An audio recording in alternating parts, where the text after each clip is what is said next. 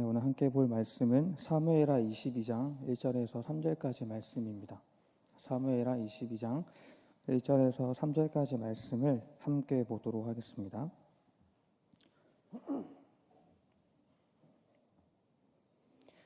네, 저희수가 적기 때문에 한 목소리로 함께 합독하도록 하겠습니다. 여호와께서 다윗을 모든 원수의 손과 사울의 손에서 구원하신 그날에 다윗이 이 노래의 말씀으로 여호와께 아뢰어 이르되 여호와는 나의 반석이시오 나의 요새시오 나를 위하여 나를 건지시는 자시오 내가 피할 나의 반석의 하나님이시오 나의 방패시오 나의 구원의 뿌리시오 나의 높은 망대시오 그에게 피할 나의 피난처시오 나의 구원자시라 나를 폭력에서 구원하셨도다. 아멘. 할렐루야. 오늘 저녁에도 하나님의 귀한 은혜와 진리가 밝혀지는 시간이 되기를 축복합니다. 우리는 지난주에 생명수의 강과 새끼의 조언에 대한 말씀을 들었습니다. 하나님께서 구원의 여정을 가는 모든 자들에게 생명수의 강과 같은 은혜를 부어주십니다. 그리고 우리는 그 은혜로 말미암아 살아내야 하는 현실이 있다는 것을 알았습니다. 그러나 우리의 인생은 연약하기 때문에 늘 불평과 불만을 가지고 삽니다. 이런 연약함은 신자나 불신자 모두에게 해당을 합니다. 크리스천과 소망은 생명수의 강에서 하나님의 은혜를 마음껏 누렸음에도 불구하고 현실에 닥친 어려움과 힘든 상황으로 받은 은혜를 다 까먹게 됩니다. 이들은 나름 편해 보이고 쉬운 길로 보이는 새끼의 초원이라는 곳으로 들어가게 됩니다. 자신들의 눈앞에 보이는 문제가 더 커 보였기 때문이에요. 이들의 선택은 생각보다 좋은 결과를 가지고 오지 못합니다. 잘못된 선택으로 인해 왔던 길을 돌아가야 하는 어려움은 물론 더 큰 어려움을 경험하게 되기 때문입니다. 이처럼 믿음을 붙들고 산다는 것은 어쩌면 우리에게 뼈를 깎는 고통으로도 다가올 수 있습니다. 견뎌낼 수 없는 상황으로 우리 눈앞에 나타날 수 있습니다. 그러나 성경은 그 모든 것들을 견뎌내야 한다 우리에게 가르칩니다. 어째서입니까? 그로 인해서 하나님께서 우리에게 부어주시는 은혜와 쉼이 있기 때문입니다. 그래서 크리스천과 소망은 자신들의 잘못된 선택을 인정하고 다시 원래의 길로 돌아오게 됩니다. 그런데 그 돌아오는 길이 마냥 쉽지만은 않습니다. 중간에 큰 비를 만나서 이들이 가고자 했던 계단까지 갈 수가 없게 돼요. 이 내용이 저번 주까지 우리가 함께 살펴보았던 내용이고 오늘 저와 함께 살펴볼 내용은 이 다음에 일어나는 일들입니다. 이들이 이제 큰 비를 만나서 쉴만한 피난처를 찾아 그 비가 그칠 때까지 쉬고자 합니다. 그런데 너무 피곤한 나머지 이들이 그 피난처에서 잠이 들고 말아요. 그럴 수 있겠구나 할 수 있겠지만 문제는 지금 이들이 잠을 청한 장소가 편하게 잠을 자며 쉴 곳이 아닌 것이 문제인 겁니다. 이들이 잠든 곳은 어떤 곳이냐면 의심의 성의 주인인 절망 거인이 사는 땅이었습니다. 이곳이 어떤 곳인지는 우리가 조금 이따가 더 살펴보도록 하겠습니다. 여기서 한 가지 짚고 넘어가야 할 내용이 있는데 무엇이냐면 쉬는 것도 잘 쉬어야 한다는 겁니다. 우리는 오직 예수 그리스도의 품 안에서만 참된 쉼을 누릴 수가 있습니다. 우리는 예수님을 잘 믿어도 어려움이 여전히 존재할 수 있는 겁니다. 예수님을 인격적으로 만났다고 해서 우리가 보고 있는 드라마나 영화처럼 인생의 길이 더 쉬워지는 것이 아닐 수 있습니다. 그러나 그때 우리가 누구에게로 피하고 누구에게 쉼을 구하는가가 굉장히 중요한 것입니다. 크리스천과 소망은 힘이 들었어도 자신들이 잘못 시작한 그 길까지는 어떻게든 가야 했습니다. 뿐만 아니라 자신들이 쉬는 장소도 어떤 곳인지 잘 알아봤어야 했고 뿐만 아니라 하나님께 물어보고 도움을 구한 다음에 쉬어야 됐던 겁니다. 그러나 그들은 그러지 못합니다. 금세 상황 앞에 주저앉아 버리고 맙니다. 육신의 연약함 앞에 힘없이 넘어집니다. 그러나 우리가 이런 상황 가운데서 놓치지 말아야 하는 것은 우리가 늘 깨어 있어야 한다는 겁니다. 언제나처럼 하나님을 의지하는 마음을 가지고 버텨내야 합니다. 그것이 성도인 우리가 마땅히 가져야 할 신앙의 자세인 거죠. 내용 계속해서 보겠습니다. 결국 크리스천과 소망, 이들의 육신의 연약함 때문에 쓰러진 곳이 어디라고 지금 말하고 있습니까? 의심의 성, 절망 거인이 사는 땅이라 했습니다. 그리고 우려했던 상황은 그들을 피해가지 않습니다. 그들은 절망 거인에게 붙잡혀서 악취가 나는 캄캄한 지하 감옥에 갇혀버립니다. 이것이 어떤 곳인가? 의심이 가득한 곳입니다. 또한 이곳은 불신앙과 아주 긴밀하게 연결되어 있는 곳입니다. 그래서 이 성에 갇혀서 의심을 품은 자들은 모두 다 하나님을 부정하는 불신앙 속에 갇혀서 빠져나오지 못했다고 합니다. 이것은 어쩌면 우리가 믿음의 길을 갈 때 누구나 겪을 수 있는 의심의 현장일 수가 있습니다. 그런데 우리는 크리스천과 소망과 같은 실수를 범하지 않을 수 있다 자신합니다. 그리고 믿음의 길을 계속해서 걷습니다. 하지만 부정할 수 없는 사실이 하나가 있습니다. 무엇입니까? 우리는 똑바로 갈 수 없는 존재들이라는 거죠.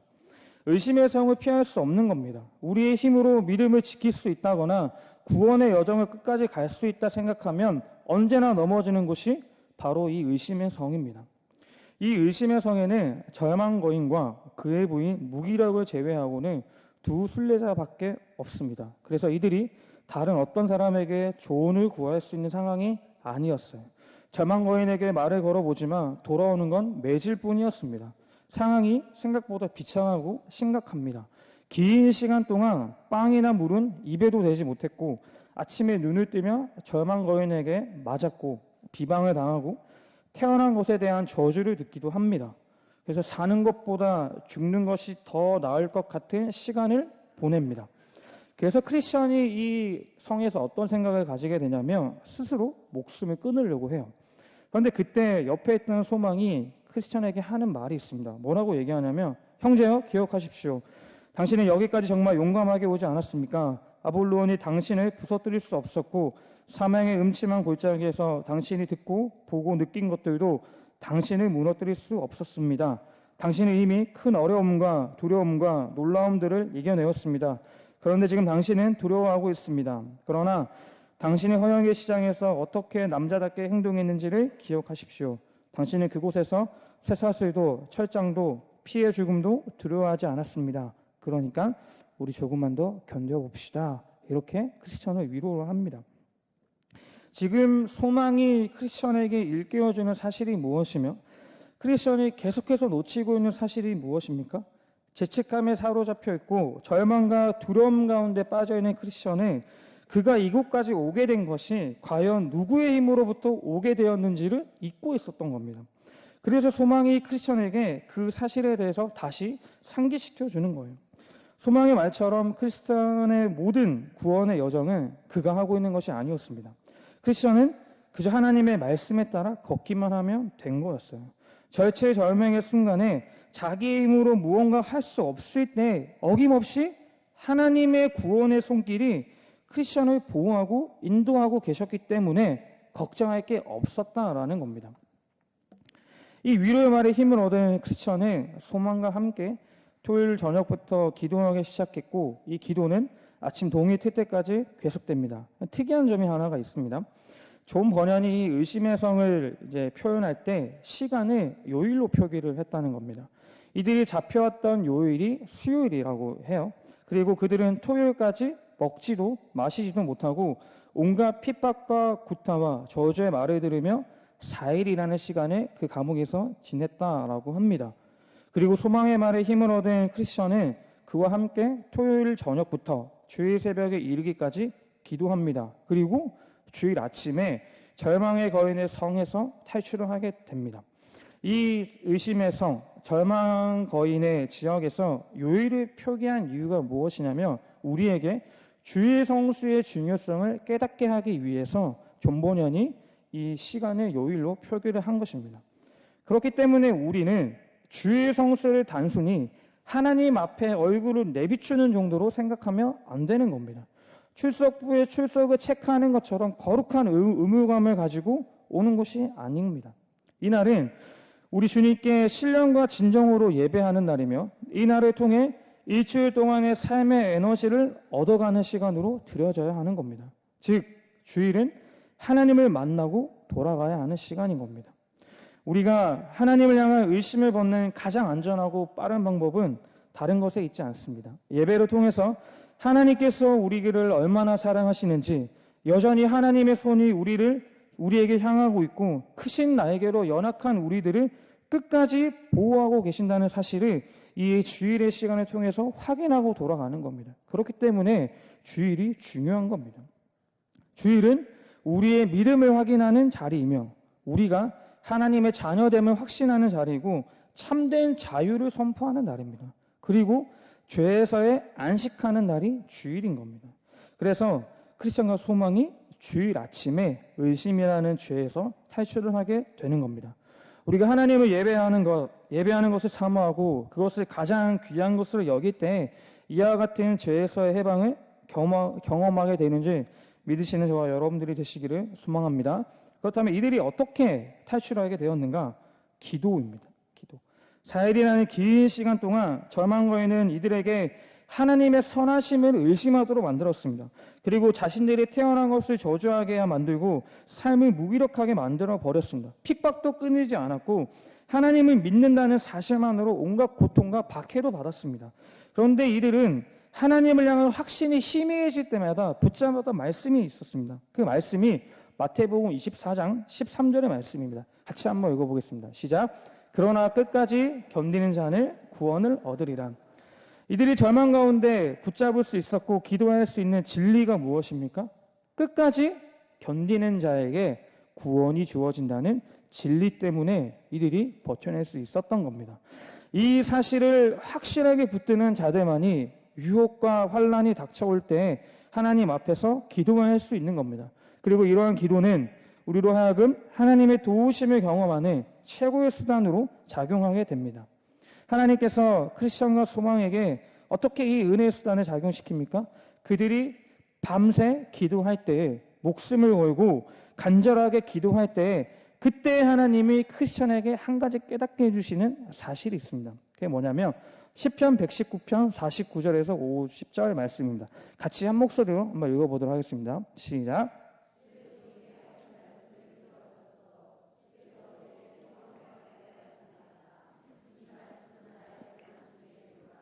주의 말씀이 나를 살리셨기 때문이니다.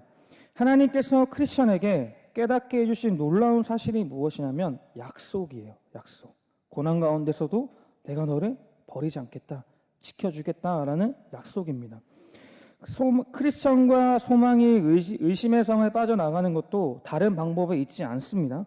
바로 하나님께서 말씀으로 주신 약속을 믿는 것입니다. 하나님의 말씀이 고난 가운데서 나를 살리신다는 약속을 믿는 것, 그것이 바로 이 성을 빠져나갈 수 있게 하는 유일한 열쇠였던 겁니다. 하나님의 약속을 끝까지 믿고 어려운 상황 가운데서 끝까지 견뎌내면 하나님의 섭리와 건지심이 반드시 나타난다는 사실을 잊지 않으시기를 축복합니다.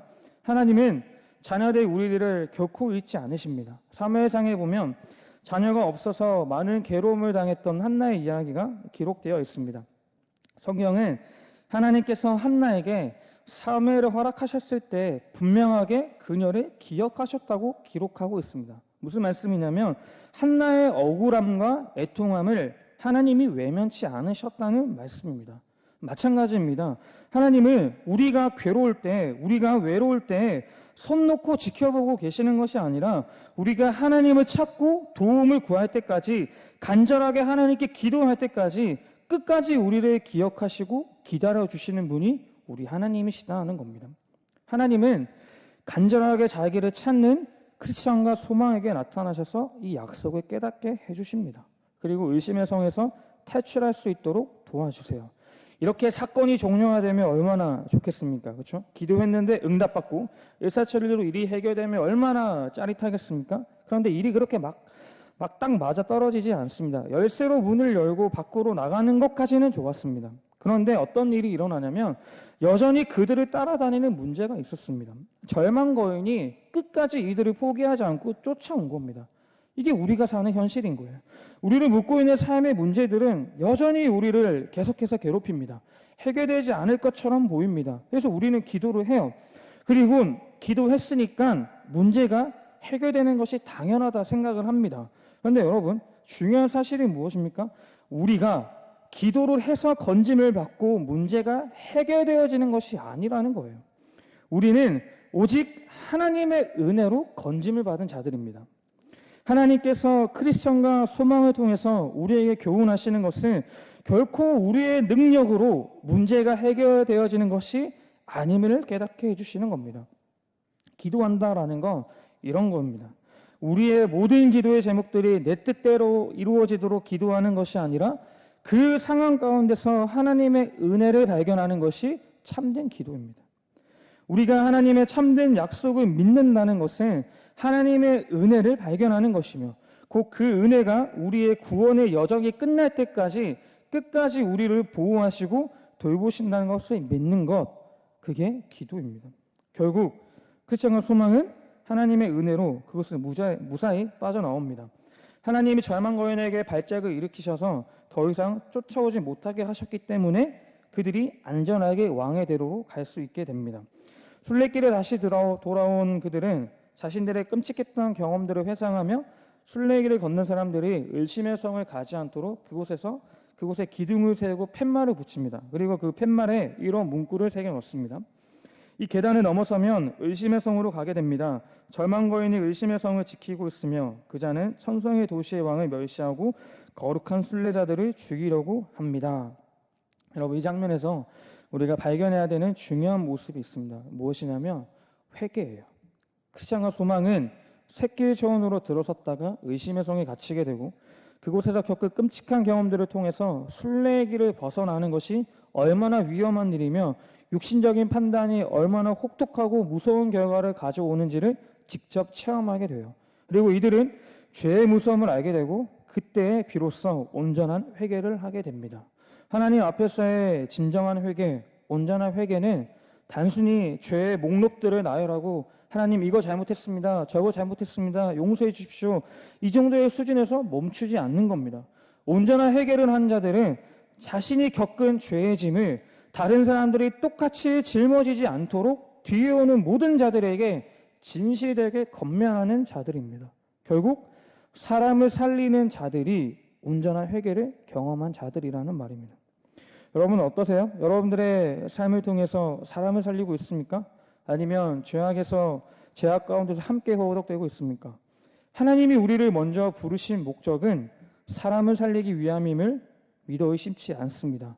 우리의 실패와 연약함이 다른 누군가를 살리는 귀한 역할을 하는 도구가 되길 소망합니다. 하나님이 함께 하십니다. 믿으시죠? 하나님이 우리의 삶을 반드시 역전해 주십니다. 하나님이 우리의 인생을 주관해 가십니다. 하나님이 우리를 기억하고 계십니다. 하나님이 우리의 기도를 듣고 계십니다. 하나님이 하신 약속의 말씀은 어제나 오늘이나 앞으로도 영원히 변하지 않습니다. 하나님은 이 확신하는 모든 자들에게 이와 같은 약속을 이행하시는 분이심을 의심치 않고 믿는 저와 여러분들이 되시기를 축복합니다. 오늘 시간 들은 말씀을 가지고 우리가 함께 기도하기 원합니다.